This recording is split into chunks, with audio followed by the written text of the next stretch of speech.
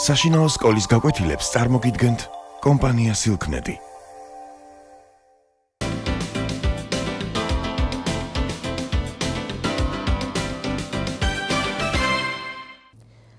მოგესალმებით. დღეს ჩვენ უნდა ვისაუბროთ ქართულ დრამატურგიაზე, კონკრეტულად კი ქართულ დრამატურგზე პოლიკარპე კაკაბაძეზე და მის უკვდავ ყვარყვარე თუთაბერზე. პოლიკარპე კაკაბაძე დაიბადა 1893 წელს და გარდაიცვალა 1972 წელს. მის ნაწარმოებებს შორის, პიესებს შორის ყველაზე დიდი წარმატება ხვდა და განსაკუთრებული ბედი ხვდა წილად ყვარყვარე თუთაბერს.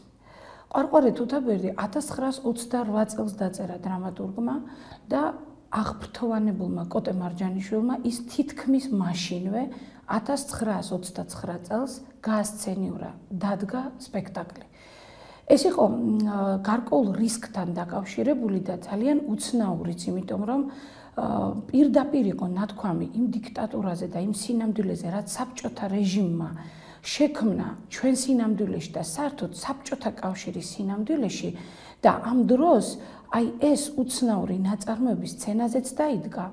კომუნისტი ბობოლები და ძველი ბოლშევიკები ამ სპექტაკლებს ესწრებოდნენ და თითქმის ჰომერულ ხარხარში დასცინოდნენ, ხარხარით დასცინოდნენ საკუთარ თავსაც. ამ პიესაზე სიცილის დროს. ყვარყვარი არის უკვდავი სახე. ალბათ სწორედ იმიტომ აღფრთოვანდა პიესის წაკითხვით ისეთი დიდი რეჟისორი, როგორც კოტე მარჯანიშვილი იყო. ყვარყვარი არის არა მარტო ტიპი, არამედ ტიპური პერსონაჟი. ეს არის ისეთი პერსონაჟი, რომელიც ყველა დროსა და ყველა ეპოქაში შესაძლებელია რომ შეგვხვდეს. ყველა დროსა და ყველა ეპოქაში შეიძლება შეიქმნეს, თუკი ამისი პირობები, გარემო პირობები შეიქმნა, რომ ის წამოტივტივდეს და ხალხის სათავეში მოექცეს. დავიწყოთ იმით, ჩვენ ცოტა წინ გავასწარით საუბარს, დავიწყოთ იმით, რომ ყვარყვარე თუთაბერი არის კომედია. კომედია კი დრამატურგი ისეთი ჟანრია, რომელიც სინამდვილეს გადმოსცემს, სინამდვილეს ამბობს და ავტორის სათქმელს გამოხატავს სიცილის ფორმით.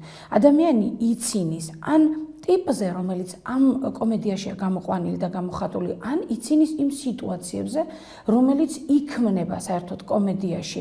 შეიძლება პერსონაჟი არ იყოს სასაცილო, მაგრამ სიტუაცია იყოს სასაცილო და მაყურებელი ან მკითხველი იცინოდეს სწორედ ამ სიტუაციაზე, მაგრამ აუცილებელია ვიცოდეთ, რომ ამ სიცილის დროს მკითხველიც და მაყურებელიც, რომელიც რომელ მდგომარეობაში არ უნდა იყოს ადამიანი, აუცილებლად იცინის რაღაც კონკრეტულ ადამიანურ ნაკლოვანებაზე ან კონკრეტულ პრობლემაზე. ამიტომ ადამიანის სიცილით უნდა ჩასწვდეს სიბრძნეს, უნდა მიხვდეს ავტორისეულ სათქმელს და ამაში სხვათა შორის პიესის წერის დროს თვითონ ავტორიც ეხმარება გაუცნობიერებელ მკითხველს თავისი ავტორის თავისი რემარკებით, ანუ ავტორისეული რემარკებით. რა არის ავტორისეული რემარკა?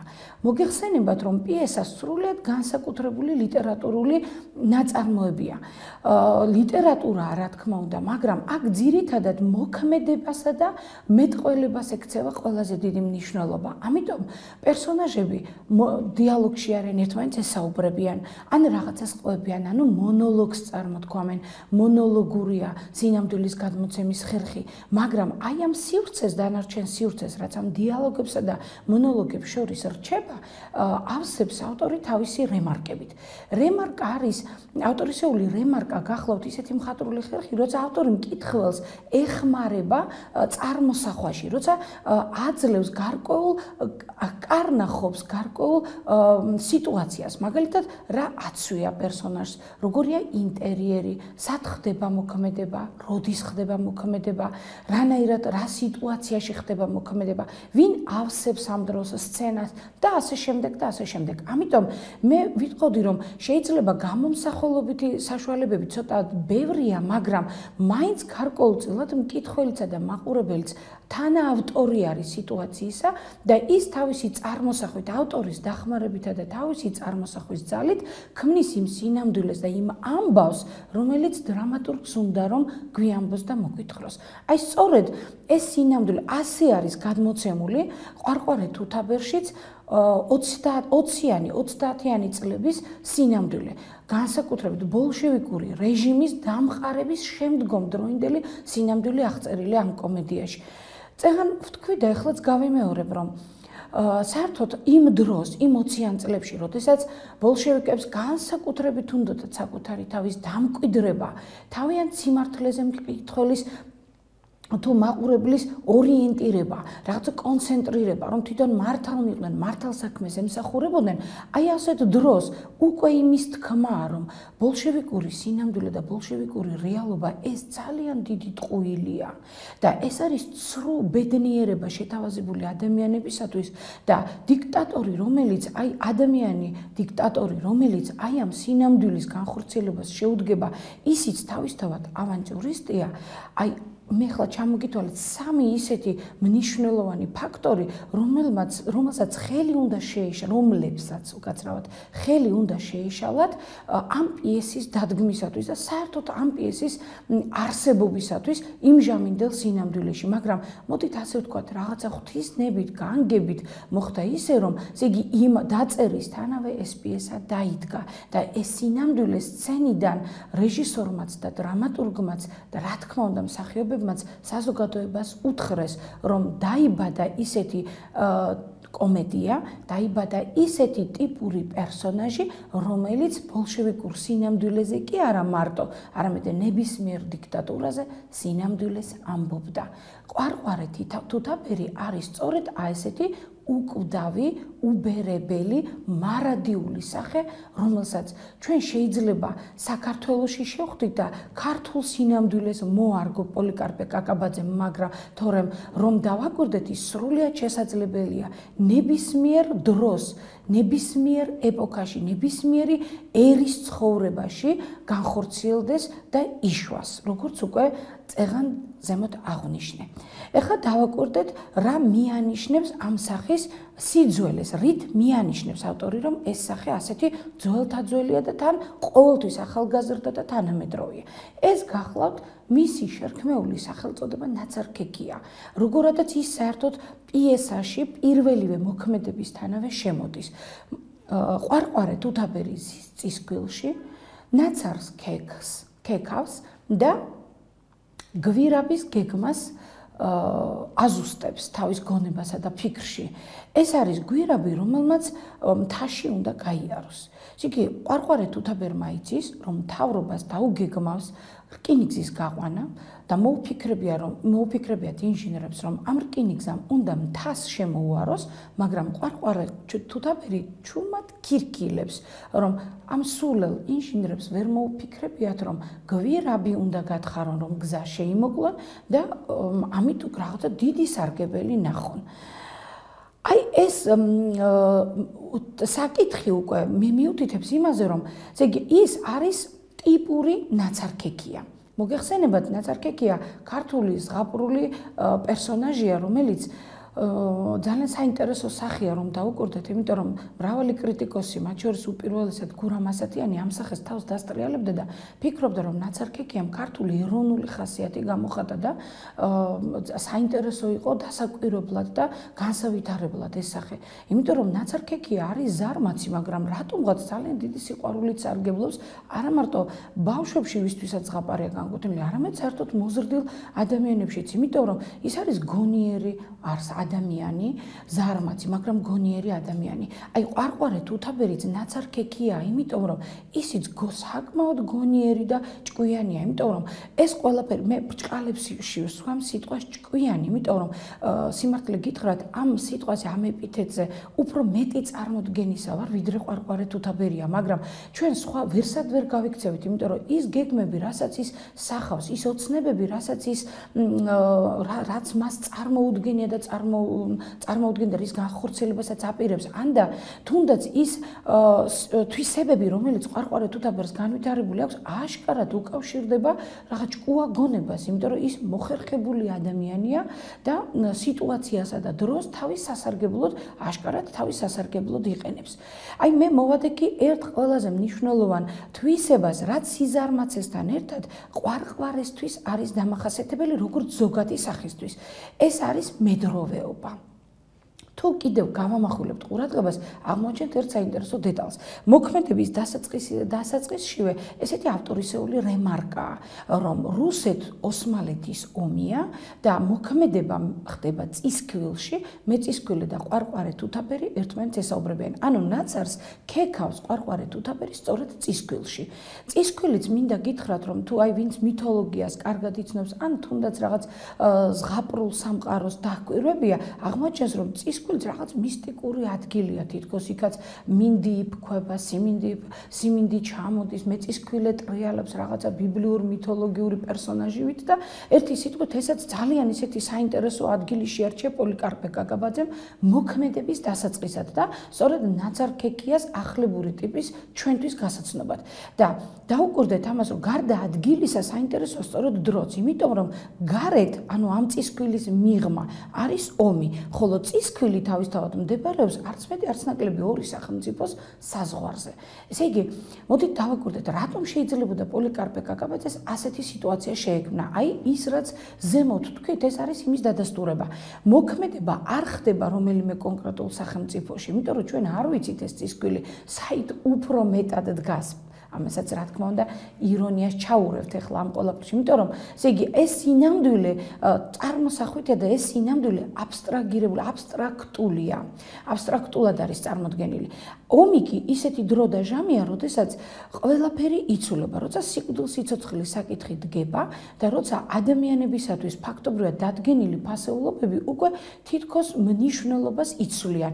ეს არის ფასეულობათა აღრევის ღირებულებათა გადაფასების ჟამი, როდესაც ადამიანი მასობა, აი რაღაც ტოტალურად სიკვდილის შიშის წინაშე მდგომი ადამიანი და ადამიანების ჯგუფი, ესე იგი უბრალოდ ცდილობენ, ხარბად ცდილობენ დარჩენილი სიცოცხლის თითქოს და სასარგებლოდ ბრჭყალებში ჩავსვათ ისევ ეს ფრაზაც და ცოტა ირონია გავურიოთ მის აღქმისას, თავისთვის სასარგებლოდ გამოიყენონ ეს დრო და ეს ეპოქა. ამიტომ აი ეს ჟამი ქმნის ერთგვარად ამღვრეული წყლის მეტაფორას, აი ამღვრეულია წყალი და არ ჩანს კარგად რა არის ღირებული და რა არის არაღირებული, ვინ არის გმირი და ვინ არის ლაჩარი, ვინ სარგებლობს დროით და ვინ იღებს დაფნის გვირგვინებს დამსახურებულად. ამიტომ აი ასეთ დროს, ანუ ამღვრეულ წყალის რეალობას და სინამდვილეს კარგახანია ელოდება ყვარყვარე თუთაფერი. ანუ ის წისქვილში ნაცარ ქეკიაობის ჟამიდან ზის, ნაცარს ქეკავს და ელოდება დროს, როცა ის უნდა აი ამ ნაცრიდან ხელახლა ამოვიდეს, წისქვილიდან გარეთ გამოაღწიოს და დაიბადოს როგორც საზოგადოებრივი მოვლენა. აი ამ ჟამს ყვარყვარე თუთაფერი კარგახანს ელოდა. მანამდე ის ზარმაციც არის, ლაჩარიც არის, მუქთახორაც არის, იმიტომ რომ სხვის ხარჯზე ცხოვრობს. დავკვირდით, გვახსოვს ალბათ ჩვენ ეს სიუჟეტი კარგად აი ამ სცენიდან, პირველი მოქმედებიდან, მეწისქვილი როგორ წუწუნებს და ამბობს, რომ კაცო ეს რა დამემართა, შევიკედლე, ვითომ კარგი საქმე გავაკეთე, თან ვიფიქრე, ცოტა მას მაინც გამცემს, გულს მოვიოხებო, მაგრამ ვეღარ გამიგდია წისქვილიდან. ანუ დავკვირდეთ, ყვარყვარე არა მარტო მუქთახორა და სხვის ხარჯზე, მეწისქვილის ხარჯზე მცხოვრები ადამიანია, არამედ არის ადამიანი, რომლის გაგრდებაც, თავიდან მოშორებაც და ჩამოგლეჯად როგორც ნიღბისა, ძალიან რთული საქმე გამხდარა. ანუ ის მომხდურია და ჩვენ ტექსტში შეგხვდება ეს სიტყვაც, რომ მომხდურივით იქცევიო მეწისქვილი ეუბნება. თითქოს მტერი ხარ, რომელიც შემოვიდა სახლში, ჩამისახლდა და ეხლა სახლიდან, ანუ წისქვილიდან, აი ამ ჩემი კუთვნილი მიწი ტერიტორიიდან გაგდებასაც მიპირებო. იმიტომ რომ მათ ჰქონდათ ესეთი დავაკამათი, უნდა მეწისქვილეს მოიცილოს თავიდან ყვარყვარე, მაგრამ ყვარყვარე სადაც შედის, იქვე ფესვს იდგამს, იქვე მკვიდრდება და სხვის კუთვნილს საკუთრად წარმოიდგენს და მეპატრონედ ცოტა ხანში უკვე მეპატრონედაც გვევლინება. ისე რომ მასპინძელი შეუძლია დაასაქმოს, შეშის დასაჩეხად გაგზავნოს, დაავალდებულოს და უთხრას, რომ მას ვერაფრის დიდებით გარეთ ვერ გააგდებენ და შესახშას ვერ დააჩეხინებენ და მას მეწისქვილე სხვა გამოსავალი არ აქვს. თვითონ უნდა წავიდეს, წელის ტკივილი დაივიწყოს, დაჩეხოს შეშა, შემოიტანოს და აი ამ მუქთახურა, აი ამ პარაზიტ, წურბელა, ყვარყვარე თუთაბერს გვერდები უნდა გაუთბოს, რომ ის დიდხანს იჩნდეს და დიდხანს აი ამ სასათბურე პირობებში გამოიჩეკოს, როგორც მომავალში უკვე მართალია პატარა სივრცის დიქტატორი, მაგრამ ამ პატარა რამდენიმე სოფლისთვის დიქტატორად მოვლენილ ყვარყვარე თუთაბერში ჩვენ კარგად შეგვიძლია დავინახოთ მსოფლიო მასშტაბის ავანტიურისტი, მსოფლიო მასშტაბის დიქტატორი, რომელსაც შეუძლია რომ ქვეყანა მოძოვოს და მოჭამოს, მაგრამ მე მინდა თქვენ გაამახვილოთ აუცილებლად ყურადღება ერთ ძალიან საინტერესო დეტალზე. ყვარყვარე თუთაბერის აი ამდენ უკვე ბევრი ჩამოთვალეთ მისი უარყოფითი თვისება და ბევრსაც დარწმუნებული ვარ, როცა ტექსტს კიდე დეტალურად და კარგად განიხილავთ, ალბათ ისიც გეცოდინებათ, რომ პიესას როცა კითხულობთ, ყოველი ჟესტი, ყოველი სიტყვა, ყოველი წინადადება, მოძრაობა, მიმიკა, რასაც ავტორი ყურადღებას გაგამახვილებინებთ, თქვენც უნდა გაამახვილოთ მასზე ყურადღება და ყოველთვის ჩაინიშნოთ, რაზე მიგანიშნებთ ავტორი და რა უნდა დაინახოთ, რა თვისებებისგან უნდა გამოძერწოთ შემდეგ ეს ძალიან საინტერესო სახე. რა თქმა უნდა, უარყოფითი, რა თქმა უნდა, არ მოგეწონებათ, მაგრამ მაინც საინტერესოა ეს სახე, იმიტომ რომ მე თქვენ თვითონ აარიდოთ თავი აი ამ მოვლენას და არ გახდეთ აი ახლა გეტყვით, ვის მდგომარეობაში მყოფნი. არ აღმოჩნდეთ ქუჩარასა და კაკუტას როლში. ანუ იმ საზოგადოების ადგილას არ აღმოჩნდეთ, რომელმაც გამოყვება თავის კალთაში გამოზარდა, თავის წისქვილში გამოზარდა და თვითონვე მისცა დაბადების შესაძლებლობა ყვარყვარე თუთაბერს. აი ძალიან საინტერესო რა არის. აი ამ საუბრის დროს ვინ გავა გარეთ და ვინ დაჩეხავს შეშას, წისქვილში შემოვა, ანუ მოქმედებაში შემოდის ორი პერსონაჟი. ეს არის რა თქმა უნდა კარიკატურული პერსონაჟები საზოგადოებისა, ესენი არიან დეზერტირები, ომიდან გამოქცეულები, რომელთაც კარგად ახსოვს ყვარყვარე თუთაბერის ერთი უიღბლო წამოწყება ხიდთან დაკავშირებით, რომელიც იჯარით ხიდი აიღო, დაიწყო მისი შენება, მერე ანგარიშები დაეზარა, საერთოდ დაეზარა ამ საქმის ბოლომდე მიყვანა, რაღაცით ისარგებლა, რაღაცა პატარა კეთილდღეობა ნახა და მიატოვა ეს საქმე შუაგზაზე. ანუ ყვარყვარე თუთაბერს არ ახასიათებს გულმოდგინება და არ ახასიათებს თუნდაც საკუთარი ინტერესები დან გამომდინარე, ესე იგი რაღაცა საქმის ბოლომდე დასრული, ბოლომდე მიყვანა და დასრულება. ამიტომ აი ამ ყვარყვარე თუთაბერის ამ გაფუფუნებას და დაბადებას ხელს უწყობს ქართული ამ კონკრეტულ შემთხვევაში, მაგრამ სხვა შემთხვევაში სხვა საზოგადოება. იმიტომ რომ საზოგადოება ამ დროს, როცა ყვარყვარე თუთაბერი იბადება, დაბეჭავებულია. აი ქუჩარა და კაკუტა ალბათ მიეხმარებით ავტორსაც და რეჟისორსაც იმაში, რომ წარმოიდგინოთ, რომ ისინი აუცილებლად, რადგან დეზერტირები არიან, იქნებიან ცოტა ჩამოგლეთ ჩამოწეწილები, რაღაცა სხვანაირად ჩაცმულ დახურულები, უფრო დამცირებულები, დაბეჭავებულები თავისთავად ცხადია, იმიტომ რომ ნახეთ ვინ არიან ეს ადამიანები. აუცილებლად გაგახსენდებათ სულხან-საბა ორბელიანის სიბრძნე სიცრუისადან ერთი საინტერესო არაკი, ქურდის მემკვიდრე. გახსოვთ იქ მოთხრობილი არის ქურდის შესახებ, რომელიც მიცვალებულებს საფლავიდან თხრის, სამოს ხდის და ყიდის და სოფელი ამით შეწუხებულია. აი სწორედ ეს ქურდი და მე მისი მემკვიდრე კიდე უფრო უარესი, რომელიც მიცვალებულს ზედაპირზე ზევით ტოვებს და საერთოდაც ბოძზე აცვამს ამ მიცვალებულებს, შიშველ მიცვალებულებს. ესე იგი, აი ამათი მემკვიდრეები არიან ეს ქუჩარა და კაკუტა. იმიტომ რომ ესენიც არიან ომიდან გამოქცეულები, მათ მოკლული ოსმალო გაძარცვეს, მოოქროვილ მოსირმული სამოსი გახადეს და ეხლა უნდათ რომ ეს სამოსი გაყიდონ, ამით ცოტაოდენი სარგებელი ნახონ და თითქოს და დასახლდნენ, სული მოითქვა. ეს რა თქმა უნდა რამ ცოტა ხნით სული მოითქვან და დაუკვირდეთ რამ ხელა ბრძოლა და ომი იმართება ამ ერთ ლუკმაპურზე. აი გადავცოლოთ ეს ამას ერთი ლუკმაპური გამოდის და ამაში ყვარყვარე თუთაბერი რომ ჩაებღაუჯება ამ სამოს, ვერაფრის დიდებით მას ხელიდან ამ სამოს კაკუტა და ქუჩარა ვერ გამოკლეჯენ. ესე იგი აი ამ კუთვნილს და შემდეგ ჯერ გაცვლა-გამოცვლას დაუწყებს, ვაჭრობას დაუწყებს და ესე იგი მას მიედავება იმ თავის ყოფილ მეგობრებს, მიედავება აი ამ პატარა მცირეოდენ შემოსავალში და ბოლოს დაითანხმებს იმაზე, რომ ისევ თავის მუშებად აქციას გაუშვებს, ეტყვის, აი როცა შეშას დაჭიხავთ ამ სამოს, აი ამ გასაყიდ სამოს, თქვენ მხოლოდ მაშინ გადაგიბრუნებთ. ისინი იძულებულები არიან გარეთ გავიდნენ. დავაკვირდეთ, აქ არის თითქოს ერთიც ქურდია, ყვარყვარეც შეემატა ერთი პლასტი, ერთი დეტალი ყვარყვარე თუთაბერს. ის ქურდია, ქურდია, მაგრამ ქურდია. ქურდები არიან ის ქუჩარა და კაკუტაც.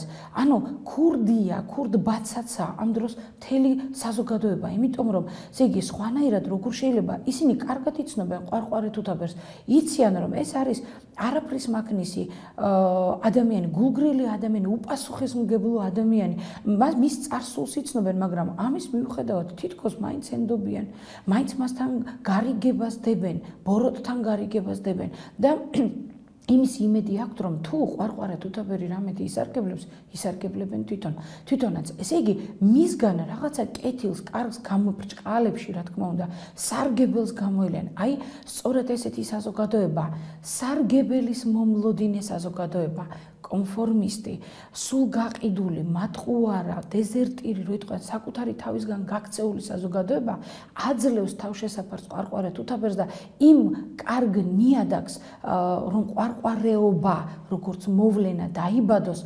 განხორციელდეს და მერე ქვეყანას მოუტრიალდეს დიდ უბედურებად.